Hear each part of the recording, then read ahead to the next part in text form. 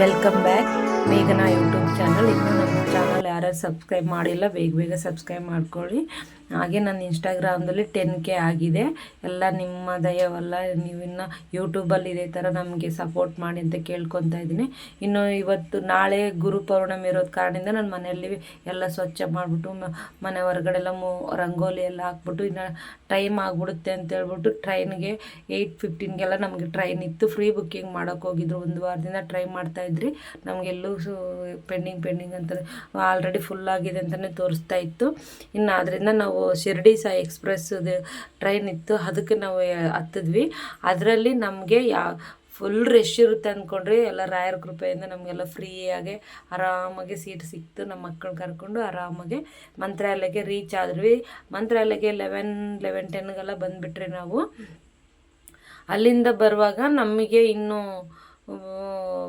ಏನಾಗುತ್ತೆ, ಆಟೋ ಹಿಡ್ಕೊಂಡು ಡೈರೆಕ್ಟು ನಾವು ಮಂತ್ರಾಲಯ ಗುಡಿಗೆ ನಮಗೆ ಬಸ್ ಇರಲ್ಲ, ಸ್ವಲ್ಪ ದೂರ ಹೋಗ್ಬೇಕಾಗುತ್ತೆ. 10 ಕಿಲೋಮೀಟರ್ಸಾಗ ಆಟೋ ಮಾಡಿಕೊಂಡು ನಾವು ಆಟೋದಲ್ಲಿ ಬಂದು ಮಂತ್ರಾಲಯ ರೀಚ್ ಆದ್ರಿ.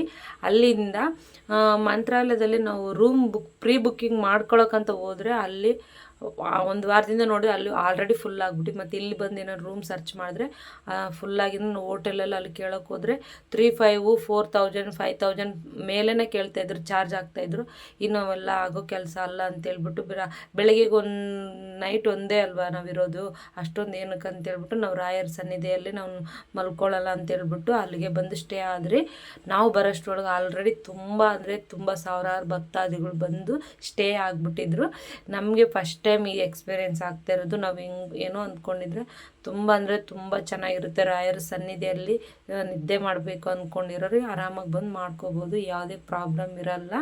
ಏನಂದರೆ ನಿಮ್ಮ ಒಡವೆ ಆಗಲಿ ಸ್ವಲ್ಪ ಏನು ಬೆಲೆ ಬಾಳೋ ವಸ್ತು ಏನಾದ್ರು ತೊಗೊಂಡ್ರೆ ಸ್ವಲ್ಪ ಹುಷಾರಾಗಿ ನೋಡಿಕೊಂಡು ನಿದ್ದೆ ಮಾಡಿ ಅಂತ ನನ್ನ ಸಜೆಷನ್ ಅದು.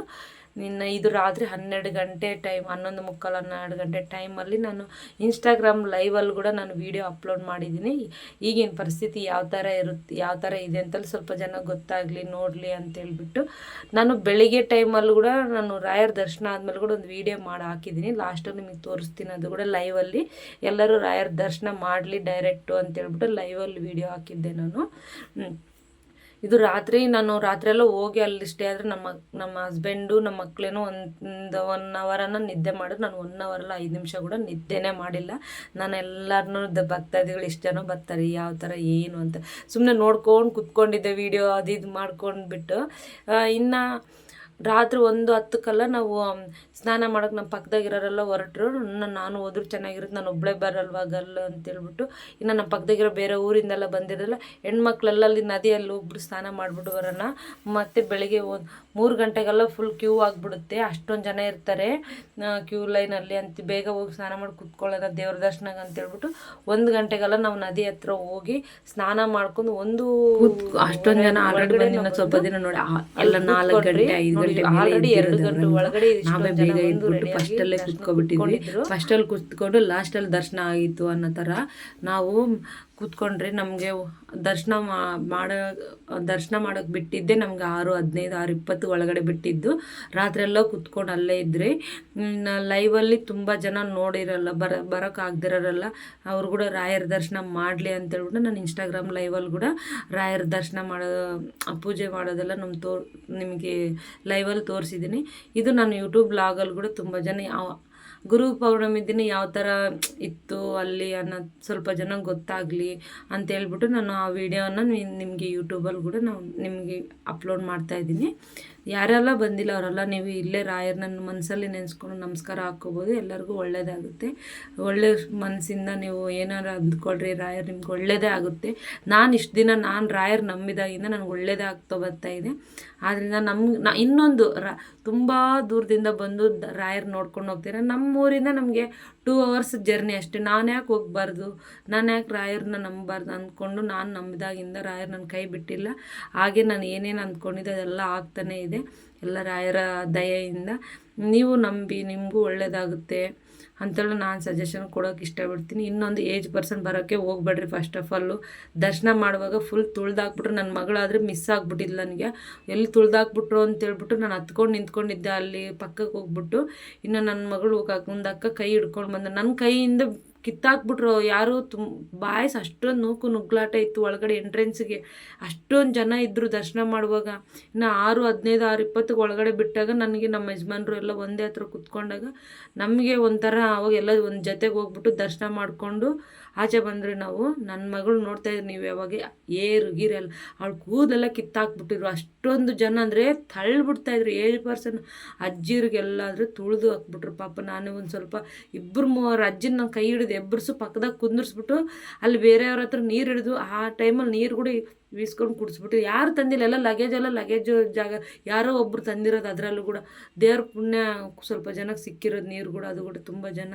ನಾನು ಈ ಟೈಮಲ್ಲಿ ತುಂಬ ಜನ ಕೇಳ್ಕೊಳ್ಳೋದು ಒಂದೇ ಏಜ್ ಪರ್ಸನ್ಗೆ, ನೀವು ರಾಯರ ದರ್ಶನ ಮಾಡ್ಬೇಕಂದ್ರೆ ಮನೆಯಲ್ಲೇ ಕೂತ್ಕೊಂಡು ದರ್ಶನ ಮಾಡು, ಇಲ್ಲ ಅಲ್ಲೆಲ್ಲ ಯಾವ್ದನ್ನ ರಾಯರು ಟೆಂಪಲ್ ಇದ್ರೆ ಹೋಗಿ ದರ್ಶನ ಮಾಡ್ಕೊಬರೋದು ಒಳ್ಳೆಯದು. ಯಾಕೆಂದರೆ ಈ ಟೈಮಲ್ಲಿ ಬರೋದು ನಿಮಗೆ ಒಳ್ಳೆ ಟೈಮ್ ಅಲ್ಲ ಅಂದ್ಕೊತೀನಿ. ಯಾಕಂದರೆ ಅಷ್ಟು ಕ್ರೌಡ್ ಇರುತ್ತೆ. ಭಕ್ತರು ನಾವು ರಾಯರ ದರ್ಶನ ಮಾಡೋಕ್ಕೆ ಬರ್ತಿದ್ದೀವಿ ಅನ್ನೋ ಮೈಂಡ್ ಸೆಟ್ಟೇ ಇರುತ್ತೆ. ಬಿಟ್ಟರೆ ಒಬ್ರನ್ನ ತುಳಿತಾಯಿದ್ರು, ಒಬ್ರನ್ನ ಈಗ ತಳ್ಬಿಟ್ಟು ಹೋಗ್ತಾ ಅವೆಲ್ಲ ಮೈಂಡೇ ಇರಲ್ಲ. ನಾವು ಯಾವಾಗ ರಾಯರು ನೋಡಬೇಕು ಅಂತ ಇದು ಮೈಂಡಲ್ಲೇ ಇರ್ತಾರೆ. ಬಿಟ್ಟರೆ ಪಕ್ಕದಾಗೆ ನೋವಾಗುತ್ತೆ ತಳ್ಳಿದ್ರೆ ಹಿಂಗೆ ಅವೆಲ್ಲ ಏನೂ ಇರೋಲ್ಲ ಅವ್ರಿಗೆ. ಯಾವಾಗ ಒಳಗಡೆ ಹೋಗ್ತೀರಿ, ಯಾವಾಗ ದರ್ಶನ ಮಾಡ್ತೀರೋ ಅನ್ನೋ ಮೈಂಡ್ ಸೆಟ್ಟಲ್ಲೇ ಇರ್ತಾರೆ. ಗುಂಪಲ್ಲಿ ನೋಡ್ಕೊಂಡು ಬರ್ರಿ. ಯಾವಾಗಾರು ಗುರುವಾರ ಬಂದು ನಿಮಗೆ ದರ್ಶನ ಮಾಡ್ಕೊಂಡು ಹೋಗ್ರಿ, ಫ್ರೀ ಆಗಿರುತ್ತೆ. ಈ ಥರ ಟೈಮಲ್ಲಿ ಸ್ವಲ್ಪ ಅವಾಯ್ಡ್ ಮಾಡೋದು ಒಳ್ಳೆಯದು. ಎಲ್ಲಿದ್ದರೂ ನಿಮಗೆ ಮನ್ಸಾಗ ಒಳ್ಳೇದ ನಿಂತ್ಕೊಂಡು ರಾಯರ್ ನೆನೆಸ್ಕೊಂಡ್ರೆ ನಿಮ್ಗೆ ಒಳ್ಳೇದಾಗುತ್ತೆ.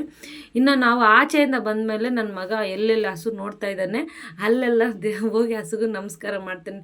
ದೊಡ್ಡವರು ನಾವೆಲ್ಲ ಯಾವ ಥರ ಮಾಡ್ತಾಯಿದ್ದೀವಿ ಆ ಥರ ಎಲ್ಲ ನೋಡ್ಬಿಟ್ಟು ಅವ್ನು ಅದೇ ಥರ ನೋಡಿ ಎಷ್ಟು ನಮಸ್ಕಾರ ಮಾಡ್ತಿದ್ದಾನೋ ಅಷ್ಟು ಅವ್ನು ಎಷ್ಟೊಂದು ಜನ ವೀಡಿಯೋ ಮಾಡ್ಕೊಂಡು ಹೋದ್ರೆ ಅಂದರೆ ಅವನ್ನ ನೀವು ಯಾರು ಒಂದು ಇನ್ಸ್ಟಾಗ್ರಾಮಲ್ಲಿ ನೋಡಿರ್ತೀರಿ. ಇವನು ವೀಡಿಯೋ ಅಪ್ಲೋಡ್ ಮಾಡಿರ್ತಾರೆ.